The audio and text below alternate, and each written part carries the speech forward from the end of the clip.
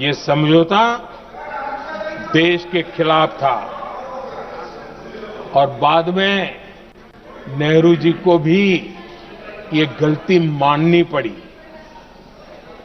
इस समझौते में निरंजन दास गुलाटी करके एक सज्जन उसमें जुड़े हुए थे। उन्होंने एक किताब लिखी है। उस किताब में उन्होंने लिखा है कि फरवरी 1961 में नेहरू ने उनसे कहा था, गुलाटी, मुझे उम्मीद थी कि यह समझौता अन्य समस्याओं के समाधान का रास्ता खोलेगा, लेकिन हम वहीं हैं जहां पहले थे। ये नेहरू जी ने कहा। नेहरू जी केवल तत्कालिक प्रभाव देख पा रहे थे, इसलिए उन्होंने कहा कि हम वहीं के वहीं हैं। लेकिन सच्चाई ये कि इस एग्रीमेंट के कारण देश बहुत पिछड़ गया, देश बहुत पीछे चल गया और देश का बहुत नुकसान हुआ। हमारे किसानों को नुकसान हुआ, हमारी खेती को नुकसान हुआ। और नेहरू जी उस डिप्लोमेसी को जानते थे जिसमें किसान का कोई वजूद ही नहीं था। यह हाल करके रखा था उन्होंने। आदरणीय अध्यक्ष जी, पाकिस्तान आगे दशकों तक भारत के साथ युद्ध और छद्म युद्ध, प्रॉक्सी वॉर करता ही रहा।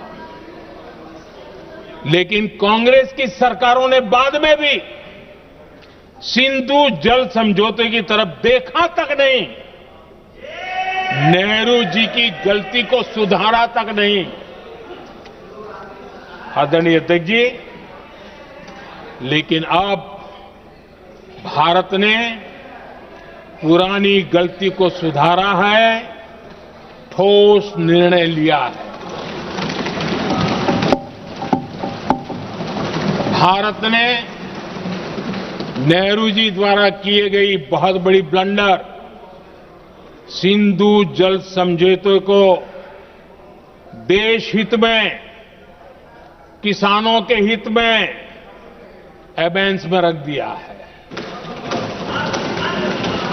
देश का अहित करने वाला ये समझौता अब इस रूप में आगे नहीं चल सकता।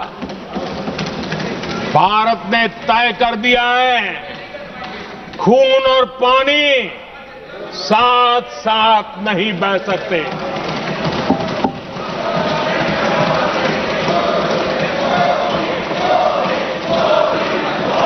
माननीय सदस्य, आप बहुत देर हो गई, आप उपनेता हैं, ये तरीका आप बैठे बैठे टोकते हैं। प्लीज, ये शोभा नहीं देता आपके लिए। बैठिए बैठिए बैठिए आदरणीय, बैठिए, शोभा नहीं देता आपका। अध्यक्ष जी, आप उपनेता, अपनी मर्यादा बना के रखें। चल बैठिए।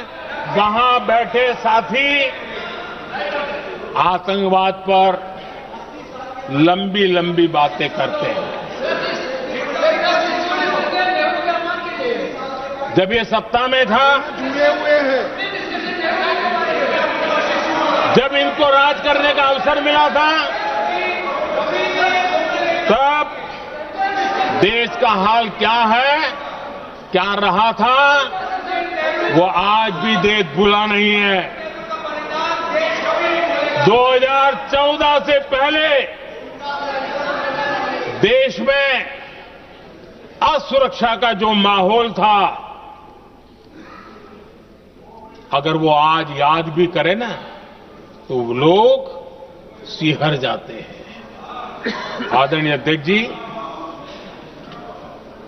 हम सबको याद है, जो नई पीढ़ी के बच्चे हैं उनको पता नहीं है, हम सबको पता है। हर जगह पर अनाउंसमेंट होता था, रेलवे स्टेशन पर जाओ, बस स्टैंड पर जाओ, एयरपोर्ट पर जाओ, बाजार में जाओ, मंदिर में जाओ, कहीं पर भी जाओ, जहां भी भीड़ होती है, कोई भी लावारिस चीज दिखे, छूना मत, पुलिस को तुरंत जानकारी देना, वो बम हो सकता है। हम 2014 तक यही सुनते आए थे, ये हालात करके रखा था। देश के कोने कोने में यही हाल था।